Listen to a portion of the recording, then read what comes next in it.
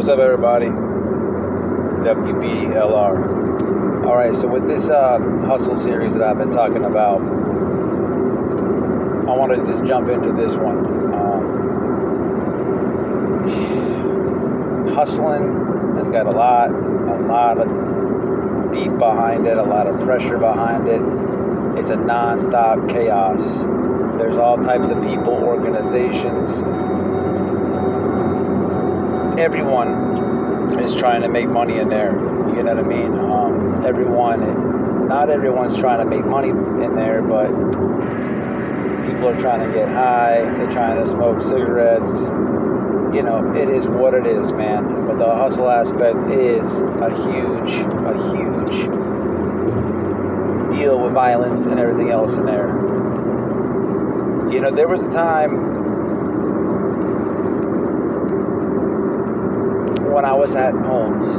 You know, this one's a kind of a tough one, man, because I still speak with the person that I'm talking about in the video. I communicate with him. We don't talk every day or anything like that, but we're still in communication, and I'm pretty sure he's subscribed. But it is what it is. I give it to you guys raw. I've always kept it real on this channel, man. So when I was in the dorm with JD and when I was in the dorm with Raven, for anybody who's new on the channel, who don't know who those people are, go back and check out their interviews. For all the old subs and the new subs that do watch the video, I have been in contact with both of them, and we will be getting some follow-ups on those. But when I was in a dorm with those two guys, you know, it was just us three. You know, at this point in time, Viking was one dorm away with another squad of stand-up honkies. But as far as my dorm, it was me, JD, and Raven. And that's about it. But that doesn't mean that I didn't just talk to JD and I didn't just talk to Raven. You know, I would conversate with some other white dudes in there, but, you know, you have to remember that we weren't a gang, but we were all on the same stuff, you know what I mean? We were all on, if something pops off, we're going in behind each other. It is what it is. There's no test of heart. We had already been through stuff. We had already all had each other's back multiple times, you know. So when I say I would talk to other people, I wouldn't do that same thing for the other people, because push come to shove, I've been disappointed many times. I hear the hope, the rah-rah, and the, man, you know, F them, you know, I'm going to stand up, and then, you know, when the shit really hits the fan, they're under the bunk, or they have to go, they're in the back stall taking the crap. That's not even a joke. It's serious, man.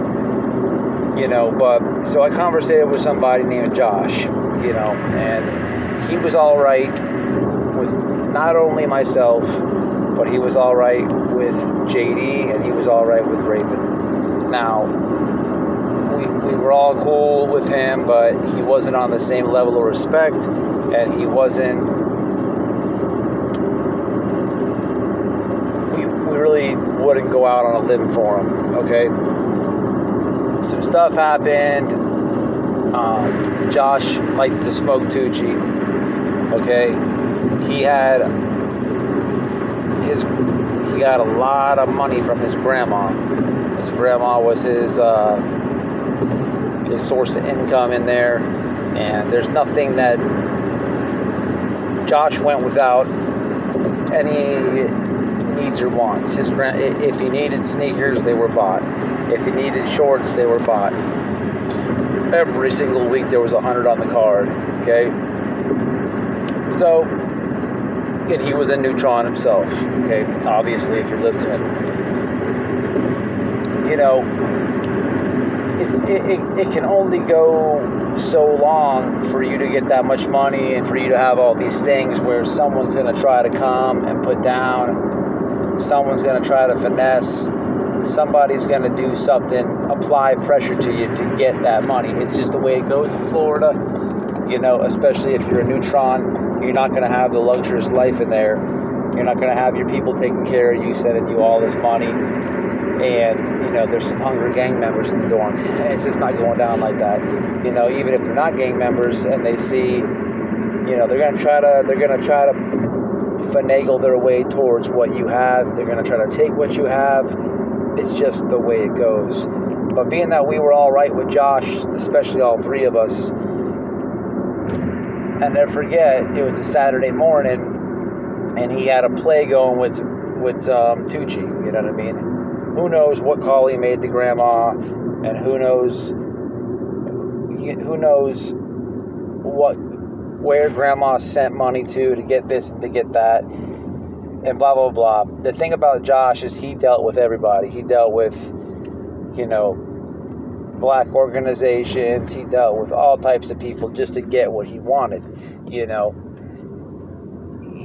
And on the reverse side, we didn't. We would go to who we would go to out of a level of respect, and the respect was given back.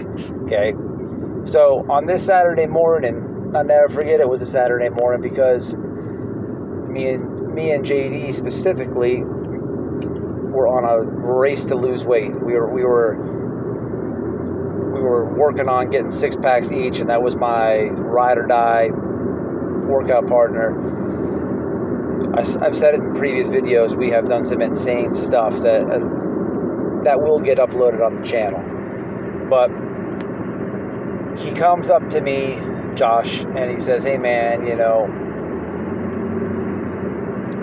Jolly is trying to come in here with some of his brothers and this and that, and they're trying to put down." And I would never put myself out on the limb for somebody that I'm unsure of that's not going to go 100% behind me, okay? This is why small circles in there, I have a squad of homeboys in there, a squad of bros that would go 100% for me, okay? Not just in my dorm, but in all other dorms. We would slide to other dorms. So in a sense, we were looked at as a gang, but we were just stand-up white dudes, man. Not affiliated stand-up white dudes. But in this spot, Josh was desperate, and he came and asked me for some help.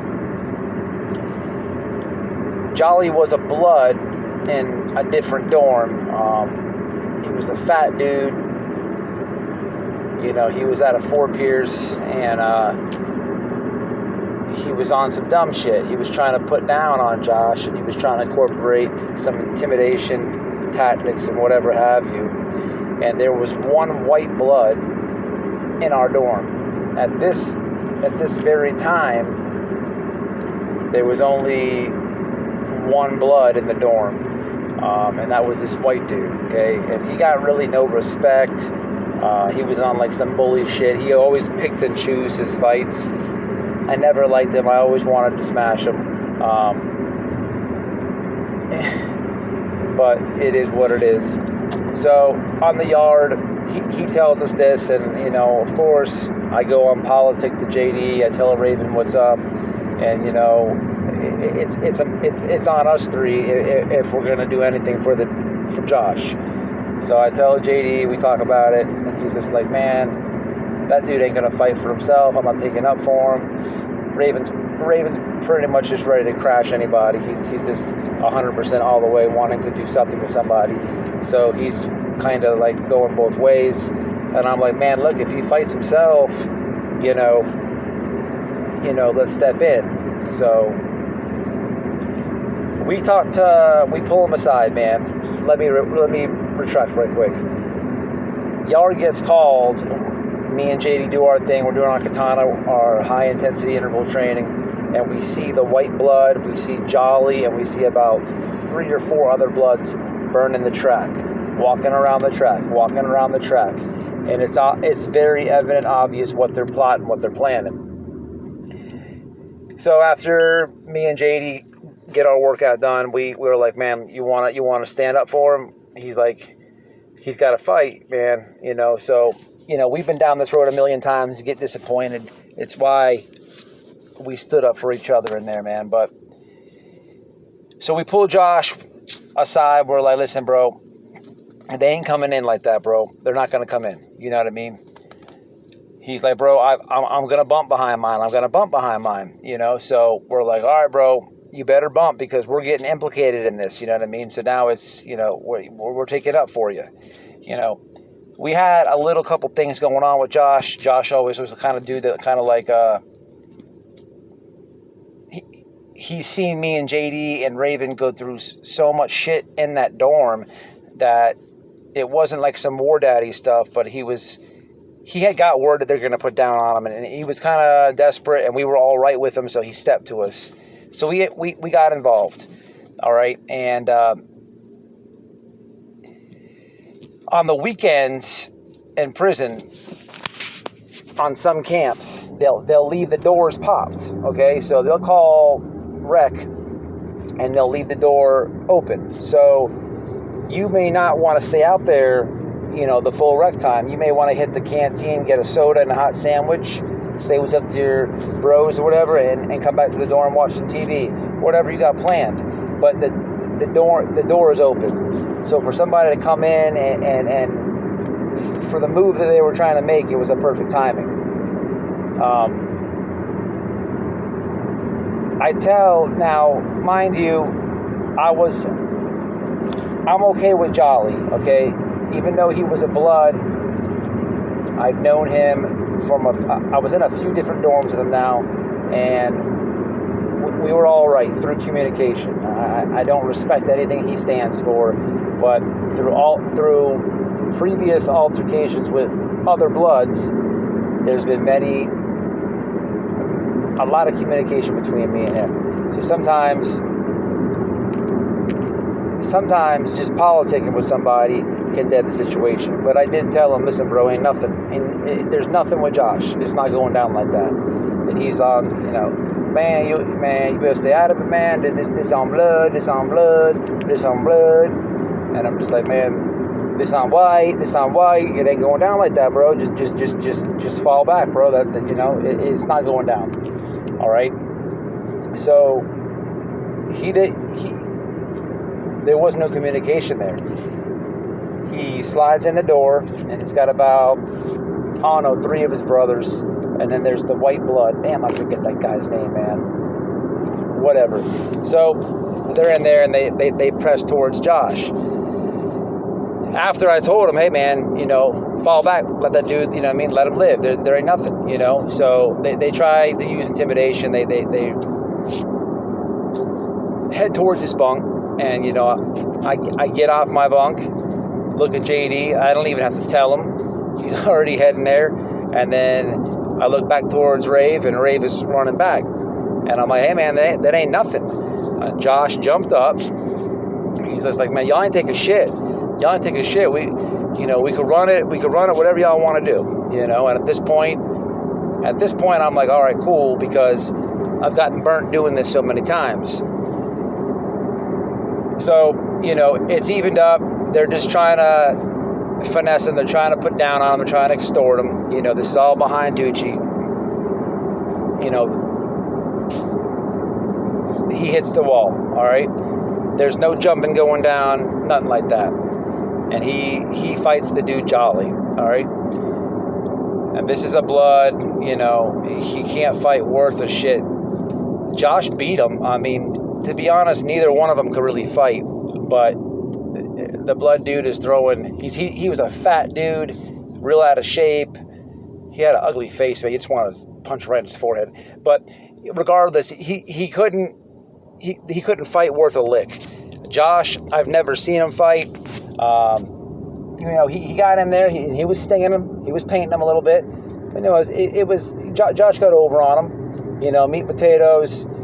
He came to us. We stood up for him.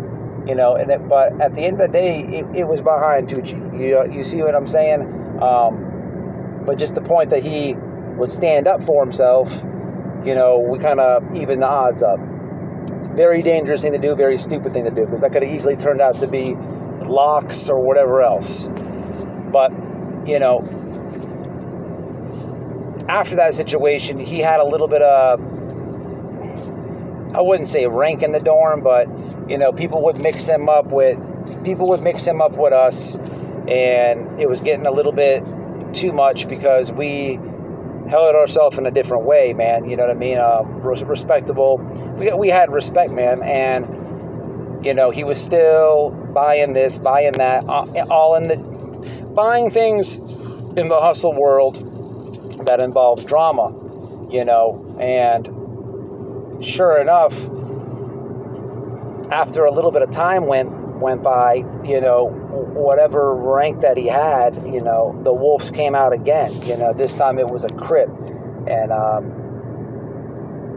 this time, the Crip was he pretty much was finessing him. The guy was about to go home. Dude named Rocket out of Ocala, or the Crip's name was Rocket out of Ocala. That dude could fight, man, but he was finessing Josh. He was he ended up making Josh's grandma order him some brand new shoes before Rocket went home. You know what I mean? And getting them a brand new white tees and all this. So, it came back to him. You know what I mean? And he kind of came to us again, and I'm like, whoa. You're dealing with one man. There was only one Crip in the dorm, and it was just that white Crip, Rocket. And I'm like, man, that's on you, bro. Handle it, man. I'm like, what the fuck did you have your people order them shoes for? Kind of lame ass shit is that? And he's just like, he said that we could trade this and that, and now I'm seeing that he's ripping. I'm like, bro, look, you've already came to us one time. You leave yourself wide open for this shit, and bro, you got to deal with it on your own. And meat potatoes is he folded, man. He didn't want to fight Rocket. Rocket had hands. He was knocking shit out, but at that point you got to cut off people and just let it be. You know what I'm saying? And that's the shit that you can get into in there, man. It's sticking up for people, associating with the wrong people. Look what happened, man. We did a stance for him, and it retracted and came back on him. You know what I'm saying? So that hustling stuff is huge in there, and you gotta really, really, really pay attention to who you hang out with, and make sure they'll do for you how you'll do for them. But yeah, that's it, man. Like I said, guys, I'm gonna get back with JD. I'm gonna get back with Raven. After this series is done, I want to start getting back into some of the deeper stuff of the Chain Gang that I haven't said yet. But appreciate you guys tuning in. If you liked the video, hit the like. If you loved it, subscribe. But as always, stay out, stay safe, and stay solid. Until the next one.